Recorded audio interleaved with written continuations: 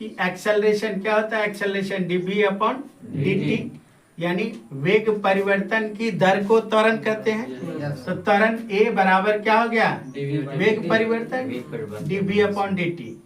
तो अब इसी इक्वेशन को नीचे चले बढ़ते हुए क्या लिखे, a equals to dv upon dt, dx upon dx, मतलब वही है कि 2 से भाग दे दो और 2 से गुना कर दो, कोई फर्क पड़ेगा इक्वेशन में? नहीं, सेम यही हुआ। अब इसको हम लोग थोड़ा सा इधर उल्टा पुल्टा करते हैं तो क्या हो गया, ये dv अपॉन dx कर दिए और dx अपॉन dt। तो हम लोग पढ़े हैं वेलोसिटी, क्या पढ़े हैं, rate of change of displacement, dx upon dt, ये वेलोसिटी हो गया हमारा। तो वही वेलोसिटी यहाँ पुट कर दिए।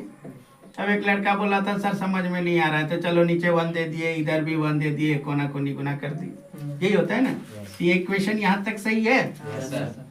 ठीक, यहाँ तक जब ये सही है तो फिर इसके बाद ये क्या है, ऐसा लिख सकते हैं हम लोग, बदल दिए v dv equals to a dx, इसे इक्वेशन 1 मान लिए।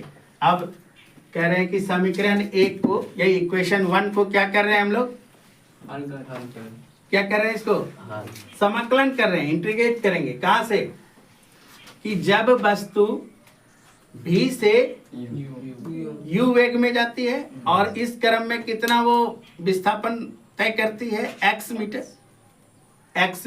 तो अब समाकलन कर दिए, किसको, इंटीग्रेशन का साइन दिए, ठीक है। और लिमिट क्या है हमारा, u टू v, इसमें डिस्टेंस का 0 से x गया। तो अब पढ़े हम लोग इंटीग्रेशन ऑफ x dx का क्या होता है, x स्क्वायर बाई 2, यहाँ से वो ले लिए v स्क्वायर बाई 2 हो गया, ठीक है। फिर क्या हो गया, इसका भी a dx, a कांस्टेंट है, बाहर ले लिए, dx का क्या होता है, x, dx का इंटीग्रेशन क्या होता है, x। तो अब चलो सारा को कैलकुलेट करते हैं एक बार, अपर लिमिट और lower limit, v square upon 2 a equals to x।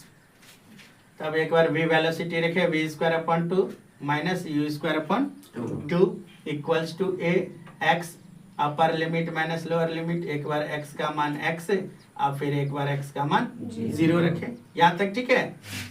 फिर दोनों में से हाफ कॉमन ले लिए, 1/2 v स्क्वायर, ऐसा हो गया।